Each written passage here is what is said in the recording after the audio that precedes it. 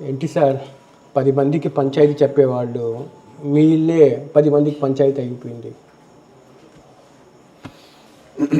అదే bad luck. అంటే ఇంట గెలిచి రచ్చగెళ్ళాలంటారు, ఇంట ఓడిపోయినట్టు అయిపోయింది. అంటే ఇప్పుడు ఓడిపోయారా, ఇంతకుముందే ఓడిపోయారా? లేదు సార్, ఈ డిస్టర్బెన్స్ అన్నది నాకు పెళ్ళైన మొదటి నుంచి కూడా ఉంది. నేను బయటికి రాలేదు. వాణి గారి తత్వం ఎలాంటిదంటే, తనకు ఎమ్మెల్యే టికెట్ కావాలి, తనకు రాజకీయ హోదా కావాలి. నేను వ్యాపారాల్లో బాగా ఉన్నాను అనుకోండి, ఆ వ్యాపారాలు తన పేరున ఉండాలి. ఇది ఒక రకమైన సైకిక్ ఫీలింగ్ అనమాట. నా పేరునే ఉండాలి, నేను ధనవంతురాలు బిడ్డని, నేను జమీందార్ని, నాకు ఆస్తులు ఉన్నాయి, నాకు దువాడ శ్రీనివాస్కి ఏముంది, వాళ్ళ ఫాదర్ ఒక మిడిల్ క్లాస్ రైల్వే ఎంప్లాయ్, ఆయన మిడిల్ క్లాస్ నుంచి వచ్చాడు, లుంగి షర్ట్తో వచ్చాడు, నేనే చూశాను, నేనే సర్వస్వం చేశాను, ఈ రకమైన ఫీలింగ్స్. కాబట్టి టికెట్ నాకే ఉండాలి. సేమ్ ఫీలింగ్స్ రాఘవరావు కూడా ఉన్నాయి. ఆ రాఘవరావు తాలూకా ఇదే మెయిన్, తండ్రి రాఘవరావు ఇవన్నీ కూడా బుర్రలో పెట్టి స్పాయిల్ చేశాడు. 1994లో కదా మీ పెళ్ళి అయింది. 96లో మా నాన్న నాకు ఆయనకు వదిలేసి వచ్చేయమన్నాడని కూడా నిన్న మీడియాలో చెప్పింది. ఇంటికి వదిలేసి వచ్చేయాల్సిన అవసరం ఏంటి? మళ్ళీ తనే ఒక మాట చెప్పింది, ఆయనకి ఇల్లీగల్ కాంటాక్ట్స్ అలవాటు ఏం లేవు, ఏ చెడు అలవాట్లు లేవు. ఇప్పుడు చెప్పింది అన్నమాట.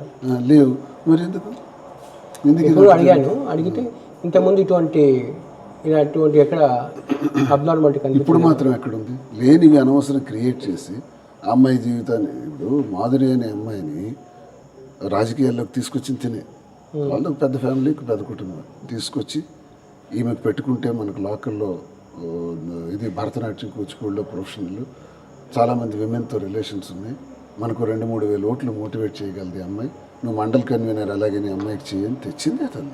తీరా తెచ్చిన తర్వాత సరేలే అమ్మాయి చేస్తుందో లేదో, సరే పోనీ అత్తానికి ఇద్దాం అనుకున్నాం. ఇంత జరిగిన తర్వాత ఆ అమ్మాయికి నాకు రిలేషన్ పెట్టి ఆ కాజ్ పబ్లిక్కి అనౌన్స్ చేసి కార్యకర్తలకు చెప్పి ఆఖరికి అధిష్టానం వద్దకు కూడా తీసుకెళ్ళి, ఏంటి బ్యాడ్ ఇంటెన్షన్? నిజంగా అలాంటివి ఏమైనా ఉంటే 4 walls మధ్య మాట్లాడుకోవాలి, ఆ సమస్య పరిష్కార మార్గం చూడాలి. అవేవీ లేకుండా అధిష్టానం దగ్గరికి తీసుకెళ్ళి నాకు విడాకులు ఇచ్చేయండి, నాకు టికెట్ ఇవ్వండి, లేదా నేను ఒరే విషం తాగి చచ్చిపోతాను అని పైన అంటే వాళ్ళు ఏంటి బాధ, ఏంటి ఈవిడ మాటలు అని వాళ్ళు బాధపడుతూ లాస్ట్కి ఎప్పుడైతే ఇలాంటి బ్లాక్మెయిల్ చేసిందో, సరే నేను మరెందుకన్నా నేనే విత్డ్రా అయిపోతాను, తనకి ఇచ్చేద్దాం టికెట్, తను చేయని అని చెప్పి సార్కి నేను కన్విన్స్ చేశాను. లేదు నువ్వే చేయాలని ఆయన చెప్పిన మళ్ళీ కన్విన్స్ చేసి సరే నీ ఇష్టం అన్నారు. అప్పుడు నేనే వచ్చి ఓపెన్గా అనౌన్స్ చేశాను. మరి 25 సంవత్సరాలు రాజకీయం కష్టం, ఎంతో కష్టపడ్డాను, ఎమ్మెల్యే వాళ్ళని ఆశపడ్డాను, నీకోసం 100 మెట్లు దిగి నువ్వు కోరిన కోరిక మేరకు టికెట్ నీకే అనౌన్స్ చేశాను. కానీ అది కూడా నిలబెట్టుకోలేకపోయింది. పబ్లిక్లో శ్రీనికి ఇబ్బంది పెట్టి, శ్రీనికి మీద బ్లాక్మెయిల్ చేసి తప్పుడు విధానంలో టికెట్ తెచ్చుకుంది, ఈమెకి మనం సపోర్ట్ చేయకూడదు అనేది ఒక వెర్షన్ పబ్లిక్లో గెలిపోయింది. గ్రాఫ్ పడిపోయినప్పుడు మళ్ళీ నేనే పోటీ చేయవలసిన పరిస్థితి జనవరి నెలలో నాకు మళ్ళీ పెట్టారు. ఇలా ఈ జీవితంలో ఇవన్నీ కూడా నేను ఆమె అవ్వాలనుకోవడంలో నేను ఎక్కడ తగ్గలేదు, సరేమో అని అనుకున్నాను. కానీ నేను పోటీ చేస్తే తీరా టీడీపీకి సపోర్ట్ చేసింది, అచ్చెన్నాయుడికి మద్దతుగా నన్నోడి ఈవిడ రాఘవరావు లింగాల వలస మొత్తం వాళ్ళ ఫాదర్ తెలుగుదేశం టెంట్లో కూర్చొని పసుపు చొక్కాల పక్కన కూర్చొని చాలా బలంగా చేశారు. ఎక్కడ పడితే మా రాఘవరావు అయితే కొన్ని 100 మందికి ఫోన్లు చేసి టీడీపీకి సపోర్ట్ చేయండి అని చెప్పారు. సార్ నేను ఒక ప్రశ్న చేస్తాను, మీరు ముక్కుసూటిగా మాట్లాడే తత్వం మీరు. ఇప్పుడు మీకు ఆ అమ్మాయి మాధురికి సంబంధించి మీ ఆవిడ చేస్తున్న ఆరోపణల్లో ఏమాత్రం నిజం లేదంటారా? నిజం లేదంటే ఒకటి సార్, ఒక ఇన్సిడెంట్ ఉంది దీనికి, లీడింగ్ ఇన్సిడెంట్. అదేమైందంటే అమ్మాయికి ఎప్పుడైతే రాజకీయాల్లోకి తెచ్చి అమ్మాయి పేరు పెట్టి వాడి తిను బెనిఫిట్ పొంది తిను టికెట్ సంపాదించేసింది, అమ్మాయికి నాకు సంబంధం ఉన్న బ్యాడ్ తీసుకెళ్ళి టికెట్స్ పొందగలిగింది. Okay, she is all right, she పొజిషన్లోకి వచ్చేసింది. నేను ఎమ్మెల్సీగా ఉన్నాను, నేను పొజిషన్లోనే ఉన్నాను. కానీ అమ్మాయికి ఎప్పుడైతే వీధిలోకి లాగిందో కన్నవారు అత్తవారు వదిలేస్తారు.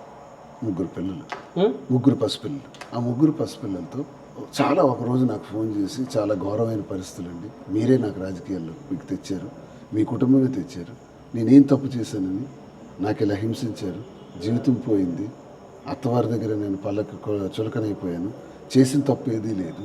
కాకపోతే నా మీద అభాండాలు వేశారు, భర్త దూరం పెట్టాడు, కన్నవారు కూడా దూరం పెట్టారు, నన్ను ఇక బ్రతకలేనని అంటే నేను అప్పుడు విజయవాడలో ఒకసారి నువ్వు ఫ్లైట్కి విజయవాడ రా అని మాట్లాడతాను. విజయవాడ వచ్చిన తర్వాత నేను కూర్చోబెట్టి అలా కాదు, ఎందుకు ఇంత దీనిగా నువ్వు వెళ్ళవలసిన అవసరం ఏంటి ప్రజలందరూ కూడా కూడే చూస్తున్నారు, ప్రతి ఒక్కరు కూడా మీతో నాకు సంబంధం ఉందని చెప్పి దుష్ప్రచారం చేస్తున్నారు. అందరికన్నా వాణి ఎక్కువ ఇంటింటికి తిరిగి మరీ చెప్తుంది. ఆ వాణియే కదా నాకు తీసుకొచ్చి పార్టీకి పరిచయం చేసి ఇవన్నీ చేశారు. మళ్ళీ ఆవిడే ఈ రకంగా చేయడం అంతవరకు కరెక్ట్ అని బాగా ఇమోషనల్గా ఫీల్ అవుతూ ఆ పక్కన యాంటీ రూమ్ ఉంటే ఆ రూమ్లోకి వెళ్తే నేను అలాగే కూర్చొని ఆలోచించి అలా ఉన్నాను. 1 minute అయింది. 1 minute 1.5 minutes అయినప్పటికీ ఎందుకు అక్కడికి వెళ్ళింది ఏంటి అసలు జరుగుతుందని వెళ్ళి చూసినప్పటికి చున్నీ ఫ్యాన్కి వేసేసుకుని, ఫ్యాన్ కాదు అదొక రకమైన హుక్కులు అడుగు ఉంటుంది బాత్రూంలో, దానికి వేసేసుకుని ఒక బకెట్ ఉంటుంది, ఆ బకెట్ మీద నిల్చొని ఆల్రెడీ నాట్ అయిపోయింది, కిందకు ఒక కాలు లిఫ్ట్ దిగిపోయింది, ఇంకొక కాలు మీద ఉందంతే. జస్ట్ ఫ్రాక్షన్ ఆఫ్ సెకండ్స్ నేను వెళ్ళకపోతే నేను వెళ్ళి ఇక్కడ చేయిపెట్టాను. నేను ఇలా ఆపి ఎలాగో ఒకలాగా మరో కాలు కూడా ఆ బకెట్ మీదకి ఎక్కించేటట్టు పైకి లేపేటట్టు చేయగానే ఇది కొంచెం లూజ్ అయింది, తీసేసాను. అంటే ఆ రోజు ఒకవేళ ఆమె చనిపోయి ఉంటే దువ్వాడవాణి జైలుకి వెళ్తుంది, నేను జైలుకి వెళ్తాను, జీవితం సర్వనాశనం అయిపోయి ఉండేది, ఆమె జీవితం నాశనం అయిపోయి ఉండేది. మన స్వార్థం కోసం, నీ స్వార్థం కోసం అమ్మాయిని నడి రోడ్డు మీద పెట్టావు, సాటి మహిళని కూడా చూడకుండా ఇష్టానుసారంగా మాట్లాడావు. ఈ మాట్లాడిన దానివల్ల ఆమెకి ఈ పరిస్థితి వచ్చింది. అప్పుడు నేనేమన్నానంటే ఇది ఇలా పెట్టుకోకు, ఇది ఇలాంటి జీవితం ఇలా ఉండకూడదు, ధైర్యంగా ఉండు, నీ పిల్లల్ని, ఆమెకు డబ్బుకు లోటు లేదు, కావాల్సిన డబ్బులు ఉన్నాయి, బిల్డింగ్స్ ఉన్నాయి, విశాఖపట్నంలో ఉన్నాయి, ఇక్కడ పొలాలు ఉన్నాయి, పెట్రోల్ బంక్ ఇవన్నీ ఉన్నాయి. కాబట్టి దర్జాగా నువ్వు బ్రతకగలవు, నీకు ఎవడ అవసరం కూడా లేదు, దర్జాగా బ్రతుకు, పిల్లల్ని చూసుకో, ఏదైనా నీకు సమస్య ఉంటే నేను ఉంటాను, నేను ఉన్నాను, నా కుటుంబం వల్ల నష్టం జరిగింది కాబట్టి నేను నీకు ఎటువంటి ఇబ్బంది రానివ్వని నేను చూసుకుంటాను నాన్న. అంతే, మాటలే, ఒక ఫ్రెండ్లీ నేచర్. హక్కును చేర్చుకున్నారు, ఫ్రెండ్లీగా ఉన్నాం. తర్వాత ఏమైంది, వీళ్ళు నాకు ఇంటికి తాళం వేసేసినారు. వాడిని ఎప్పుడైతే టికెట్ నేను ప్రకటించాను అదైందో ఇంటికి తాళం వేసేసి రానివ్వకుండా చేశారు. ఇంటికి రానివ్వకుండా చేస్తే నేను ఒక 3 రోజులు ఇలా హోటల్లో ఉన్నాను. మరో 3 రోజులు ఏం చేస్తాను, ఈ టెక్కల్లోనే ఒక దగ్గర కారు ఆపి కారులోనే పడుకున్నాను 2-3 రోజులు. తర్వాత మళ్ళీ హోటల్కి వెళ్ళి స్నానం చేసుకుని వచ్చి టెక్కల్లో ఉండడం, ఏ చెట్టు కిందో పుట్టు కిందో ఏ రూమ్లోనే ఎక్కడో ఉండడం తప్ప షెల్టర్ కూడా లేకుండా అయిపోయాను. ఆఖరికి మా అమ్మ మళ్ళీ పిలిచి, మా అమ్మ దగ్గర సంవత్సరం ఉన్నాను, 1 year ఉన్నాను. ఎన్నికలకు ముందు ఫిబ్రవరి మార్చిలో ఇక్కడికి వచ్చాను. ఇక్కడ వెంటనే స్థలాన్ని ఎక్వైర్ చేసి ఈ స్ట్రక్చర్ వేసి ఒక రూమ్ తయారు చేసుకుని ఇక్కడికి వచ్చేసాను. వచ్చేసిన తర్వాత ఒకరోజు కూడా భోజనం చేసావా, ఉన్నావా లేదా, ఈ 2 ఏళ్లలో దువ్వాడవాణి ఒక్కరోజు నా కాంటాక్ట్లో లేదు కదా, నీ అంతు చూస్తాం, నీకు సర్వనాశనం చేస్తాం, నీ జీవితం లేకుండా చేస్తాను, నీకు విడాకులు ఇచ్చిస్తాను, ఇదే మాటలు. పిల్లలకు కూడా విషబీజాలు నాటి ఎంతో ప్రేమగా ఆ పిల్లల్ని నేను గుండెల మీద పెట్టుకొని పెంచాను. అంటే మీ ఆవిడ చెప్తున్నట్టుగా వివాహితుల సంబంధం లేదు మీ ఇద్దరి మధ్య. ఆ తర్వాత ఏమైందంటే ఇప్పుడు పని పనులు ఉంది, పాప ఉంది, దీనికి అన్నీ చెప్పి సార్కి ఎట్టెట్ కావాలో వండి పెట్టని చెప్పి అన్ని ఏర్పాట్లు చేసి బట్టలన్నీ ఉతికించేయడం చేసి అప్పుడప్పుడు ఇక్కడికి రావటం, వచ్చి వెళ్ళటం ఇలాగా ఉంది తప్ప పెళ్ళిళ్ళు వివాహాలు అవి జరగలేదు. వివాహాలు జరగలేదు అంటే ఆవిడేం చెప్తుందంటే వివాహితుల సంబంధం అంటుంది కదా. వివాహితుల సంబంధం అంటే వస్తుంది కదా, వెళ్తుంది కదా, మరి కనెక్ట్ అయ్యాను తప్పేం లేదు. నేను అబద్ధం చెప్పాలనుకోలేదు. మీరు ఇద్దరు కనెక్ట్ అయ్యాను అంటే శారీరకంగా కలిసి నాకు ఎందుకంటే ఎప్పుడైతే ఇవన్నీ తాను సమస్యలన్నీ నా పర్సనల్ ఇష్యూస్, నా భోజనాలు, నా ఇంటి విషయాలు నన్ను వాళ్ళు వదిలేసిన 2 సంవత్సరాలను చూడటం వల్ల ఎలక్షన్లో కూడా కొంత డబ్బులు ఖర్చు పెట్టింది, 2 lakh వరకు 2 crores వరకు ఖర్చు పెట్టి కొంత హెల్ప్ చేసింది. అన్ని రకాలుగా ఉండటం వల్ల నేను నాకున్న ఒత్తిడికి, నాకున్న టెన్షన్కి, నాకున్న ఒంటరితనానికి నేను ఉదయం అలా అని ఇదే జీవితం కాదు. నాకు 58 సంవత్సరాలు, ఆమెకు 33-34 సంవత్సరాలు, నా పిల్లలు ఉన్నారు. పిల్లలకి నేను ఒక పాపకు పెళ్లి చేశాను, అమ్మాయి బాగానే ఉంది. రెండో పాప ఇప్పుడు మెడిసిన్ అయింది, అమ్మాయికి కూడా పీజీ చేయించాలి, పెళ్లి చేయాలి. ఆ బాధ్యతలన్నీ నేను ఇప్పుడు తీసుకుంటాను. మీరు ఎప్పుడు తీసుకుంటాను? నిన్నటి వరకు కూడా అలా అడిగినవన్నీ ఇస్తున్నాను, రేపు ఇస్తాను, ఇవాళ ఇస్తాను, అడిగితే మెసేజ్ పెడతాను. ఒకటండి, అంటే నాకు మీ పెద్ద పాప పెళ్ళి అప్పుడు మీ ఫ్యామిలీ మొత్తం వచ్చి నాకు పిలిచారు, నేను రాలేకపోయాను. మళ్ళీ ఒకసారి మీ ఫంక్షన్కి వచ్చి మన హైదరాబాద్లో కలిసి తిన్నాము. ఇలాగ విడిపోతే అంటే యాజ్ ఏ మీకు తెలుసు బాధ అనిపించింది కొంచెం. వీటిలో వీడియో కూడా చేసాము. అవును, ఇంట్లో వీడియో చేశారు. పిల్లల భవిష్యత్తు ఏమైపోతుందా? పిల్లల భవిష్యత్తుకు నేను అడిగాను ఇప్పుడు మీ కూతురికి, అమ్మ నీ హీరో ఎవరు? మా డాడీ అంది. ఇప్పుడు అమ్మ నా డాడీ ఇలా అనింది. నాకు అసలు నిజంగా అంత బాధాకరంగా మీరు ఎంత బాగా చూసుకుంటారు మీ ఆడపిల్లల్ని నాకు తెలుసు. అంటే మనం ఎప్పుడు మాట్లాడినా కూడా మీ పిల్లలకు ఆడపిల్లల గురించి మాట్లాడుతూ ఉంటారు. అంత ఎండ తగలనివ్వకుండా నా కష్టాలు విపరీతమైన వ్యాపారాల్లో నేను చాలా బాగున్న రోజు, ఆర్థిక ఇబ్బందులు వచ్చేసిన రోజు, ఆర్థిక ఇబ్బంది తెలియనివ్వకుండా సార్ ఒక విషయము, మీరు అపోనెంట్ని చీల్చి చెండాడాడు, అపోనెంట్ పార్టీ వాళ్ళని. మీ ఇంటి విషయంలో జాగ్రత్త తీసుకోపోయి ఉంటే మీరు రోడ్డు మీదకి వచ్చేస్తారు అన్న భయం ఎక్కడ అనిపించలేదా? అంటే ఇంటి విషయంలో నేను జాగ్రత్తలు వహించాను కాబట్టి మా ఇంట్లో 30 సంవత్సరాలుగా జరుగుతున్న గొడవలు ప్రపంచానికి తెలియదు, బయటికి రాలేదు. ఇప్పుడు నా తల్లి ఒక నిమిషం కూడా వచ్చి మా ఇంట్లో ఉన్న సందర్భం లేదు. తల్లిని తిడుతుంది, తమ్ముళ్ళని తిడుతుంది, తల్లిని ఆడకూడని భాషలో తిడుతుంటుంది. అలాగే నేను తల్లి దగ్గరికి వెళ్ళను. ఒకసారి మీ ఇద్దరు కలిసి మాకు ఇంటర్వ్యూ ఇచ్చారు కదా మా పాపకు, అప్పుడు ఆనందంగా ఉన్నారు, అది కూడా బయటకు చెప్పుకోలేకనా? బయటకు చెప్పుకో, నాకు అన్నీ తెలుసు సార్. తల్లి దగ్గరికి వెళ్తే ఒక నెల రోజులు గొడవ అవుతుంది. ఈ బాధపడేకి నేను తల్లి దగ్గరికి వెళ్ళటం మానేశాను. ఇలాంటివే సార్, ప్రతిరోజు ఆధిపత్యం సార్. ఆమెకి డబ్బు, అధికారం. ఇప్పుడు కూడా గట్టిగా అడగండి, ఇల్లు కావాలంతే, ఇల్లు కావాలి. ఇంకోటి, మాధురితో పలాసలో ఉండు, శ్రీకాకుళంలో ఉండు, ఇక్కడ వద్దు. ఇదేంటి వెర్షన్? అక్కడ ఉంటే తప్పు కదా, ఇంకెక్కడో ఉంటే తప్పు కదా. ఇలాంటి విలువ లేనటువంటి మాట్లాడుకొని ఏ కోణంలో తను మాట్లాడుతుందో, తన ఆర్గ్యుమెంట్ ఏంటో, తన డిమాండ్ ఏంటో నాకు అర్థం కాదు. ఏ డిమాండ్ ఏదైనా ఇన్నాళ్ళు భరించాను, ఇన్నాళ్ళు ఓపిక పట్టాను. ఎప్పుడైతే నా అధిష్టానం దగ్గర నా పరువు తీసిందో, ప్రజల దగ్గర పరువు తీసిందో, మా నాన్న నాకు ఎప్పుడో వచ్చేయమన్నాడు, అతను వదిలేసాను, 96లోనే వచ్చేయమన్నాడు అని చెప్పిందో, పెళ్ళైన ఒక ఏడాదిలోనే 2 సంవత్సరాల క్రితం డివర్స్ ఇవ్వమని అధిష్టానం ముందు చెప్పిందో, ఇవన్నీ కూడా నేను ఎప్పుడు స్పందించలేదు. కానీ ఈరోజు పిల్లల్ని ఇంటి మీదకి పంపించి వాళ్ళతో పాటు తెలుగుదేశం మూకలు మొత్తం వచ్చారు. నా గుమ్మం కాదు, ఈ కాందాన్ని ఈ ఏరియాకి రావడానికి ఎవరికి దమ్ము లేదు. అలాంటి వాళ్ళు టీడీపీ వాళ్ళు 56 మంది ఇక్కడ చేరారు.